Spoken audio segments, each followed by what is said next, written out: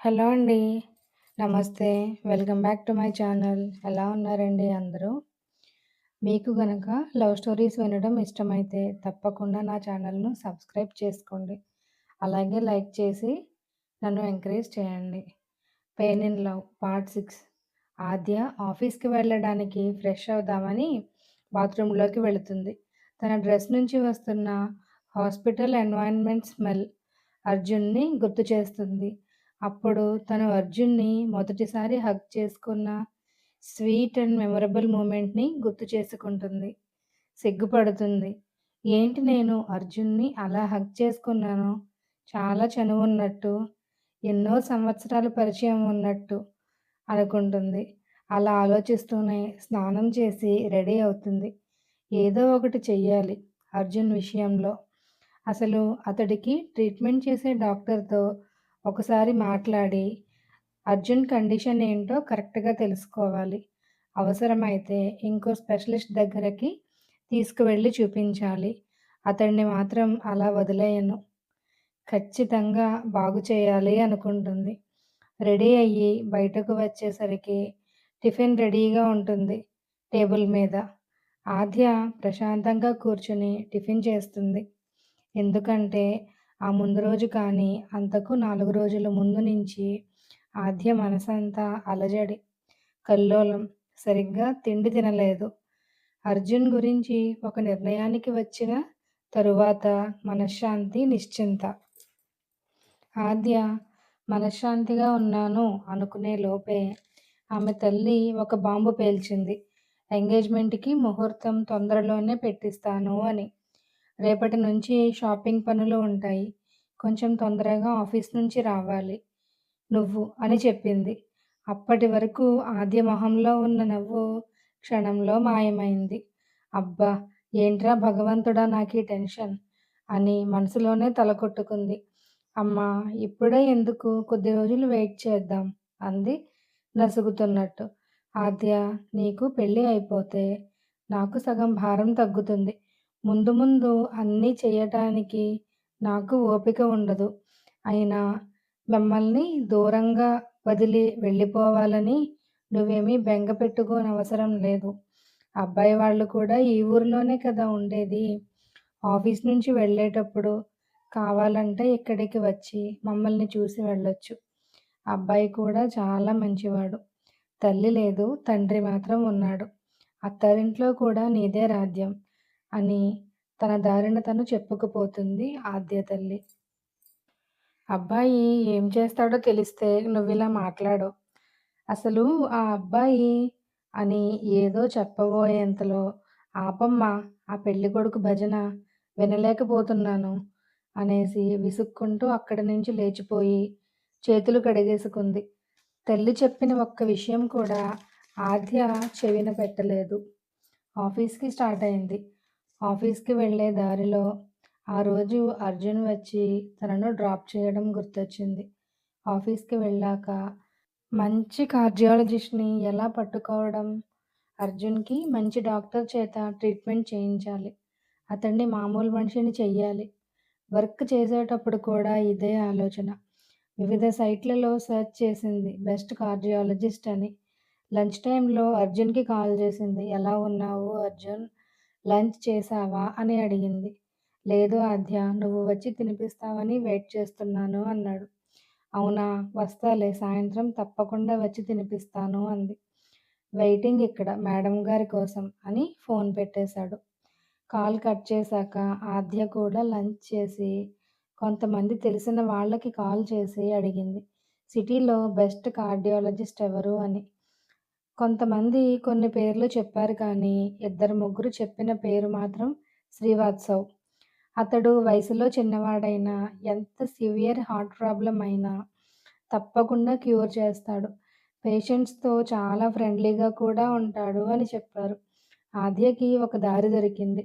Srivastav cardiologist, central hospital అని search చేసింది గూగుల్‌లో. అతడి ప్రొఫైల్ మొత్తం చూసింది. ఆ హాస్పిటల్ నెంబర్‌కి కాల్ చేసి అపాయింట్మెంట్ కూడా తీసుకుంది. కానీ డాక్టర్ లేరు. క్యాంప్ మీద వెళ్లారు. 2 డేస్‌లో వస్తారు అని చెప్పింది హాస్పిటల్ రిసెప్షనిస్ట్. ఆద్య డీలా పడిపోయింది. 2 డేస్ వరకు వెయిట్ చేయాలా అని. ఏం చేస్తాం? మంచి ట్రీట్మెంట్ జరిగి అర్జున్ బాగుండాలంటే తప్పదు. మరి అప్పటి వరకు జాగ్రత్తగా చూసుకోవాలి అనుకుంటుంది. ఆఫీస్ అవర్స్ అయ్యాక డైరెక్ట్‌గా అటు నుంచి హాస్పిటల్‌కి వెళ్తుంది. అర్జున్ నిద్రపోవడం లేదు. అతడి మొహంలో కూడా ఎలాంటి బాధ లేదు. నార్మల్‌గా ఉన్నాడు.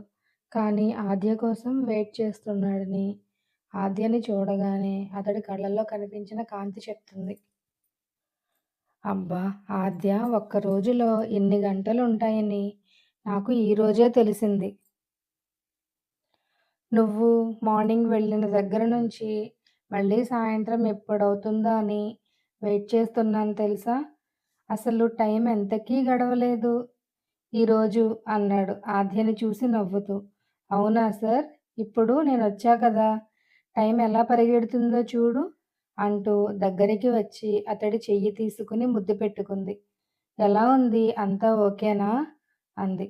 All okay. ఒక్క నువ్వు పక్కన లేకపోవడం తప్ప అన్నాడు. ఇప్పుడు వచ్చేశా కదా! నువ్వు నిద్రపోయే వరకు నీతోనే ఉంటాను అంది అతన్ని బుగ్గ మీద సుతారంగా తడుతూ. పిలిచిందతన్ని ఏదో చెప్పడానికి అన్నట్టు. ఊ చెప్పు. అర్జున్, నిన్ను వేరే ఒక మంచి డాక్టర్ దగ్గరికి తీసుకువెళ్ళాలి అనుకుంటున్నాను. ఎందుకు? నాకున్న హార్ట్ ప్రాబ్లమ్‌కి క్యూర్ లేదు అన్నాడు నిరాశగా. నువ్వు ఎంతమంది దగ్గర ట్రీట్మెంట్ చేయించుకున్నావు? 2 డాక్టర్స్. మొదటిది మా కాలేజీ వాళ్ళు తీసుకెళ్ళి జాయిన్ చేసింది. తరువాత ఇది. సరే, ఒకే ఒక్కసారి నా మాట విని నాతో రా. నేనొక చోటుకి తీసుకువెళతాను నిన్ను అంది. కానీ ఆద్య అని అంటుండగా అర్జున్ నన్ను నమ్ము ప్లీజ్ ఒక్కసారి అంది ఆద్య బ్రతిమాలుతున్నట్టు. ఓకే ఆద్య, ఎప్పుడు వెళదాం అన్నాడు. ఆ డాక్టర్ క్యాంప్లో ఉన్నారు. 2 డేస్‌లో వస్తారట. అప్పుడు వెళదాం. సరే, నువ్వెలా అంటే అలా అన్నాడు. ఇద్దరూ ఒకరినొకరు చూసుకుంటూ బోలెడు కబుర్లు చెప్పుకున్నారు.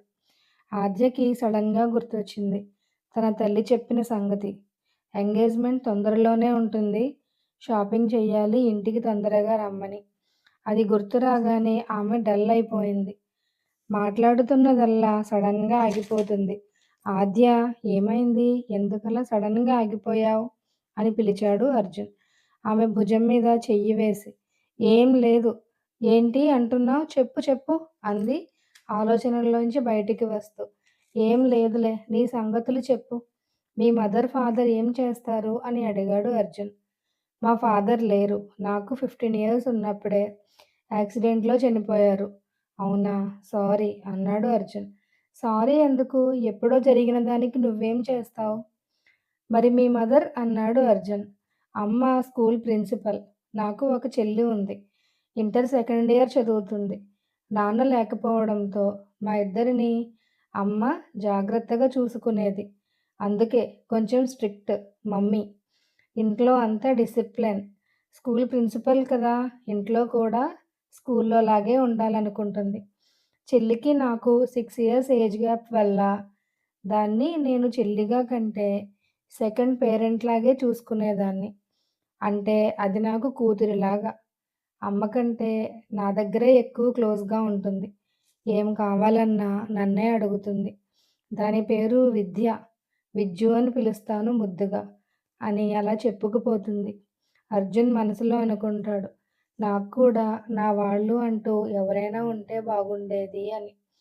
అర్జున్, ఏమైంది? ఏంటి ఎప్పుడు చూసినా అలా పరధ్యానంగా ఏదో ఆలోచిస్తున్నట్టుంటావు అంది ఆద్య. నాకు కూడా నా వాళ్ళెవరైనా ఉంటే బాగుంటుంది అనుకుంటున్నాను. అర్జున్, ఏంటలా మాట్లాడుతున్నావు? నీకు నేను లేనా? నన్ను నీకు పరాయిదాన్ని అనుకుంటున్నావా? అలా కాదు ఆద్య. నాకు బ్లడ్ రిలేషన్ అంటూ ఎవ్వరూ లేరు. ఆ బాధ ఎలా ఉంటుందో తెలుసా? ఒక ఆర్ఫనేజ్‌లో మేము అనుభవించిన ట్రామా లైఫ్ లాంగ్ మర్చిపోలేము. కొన్ని గాయాలు ఎప్పటికీ మానిపోవు అన్నాడు ఎటో చూస్తూ. ఆద్యకి భయం వేసింది. మళ్ళీ అర్జున్‌కి ఎక్కడ పెయిన్ వస్తుందో అని. టాపిక్ చేంజ్ చెయ్యాలి అనుకుని, అర్జున్, నువ్వు నన్ను మొదటిసారి ఎక్కడ చూసావు? అని అడిగింది. బస్ స్టాప్‌లోనే. కానీ నేను నీకు కనిపించిన రోజు కాదు. అంతకు చాలా రోజుల ముందు. అర్జున్ ఆద్య గురించి ఏం చెప్తాడో నెక్స్ట్ పార్ట్‌లో విందాం. ఈ లవ్ స్టోరీ కనుక మీకు నచ్చినట్లయితే please like, share and subscribe my channel.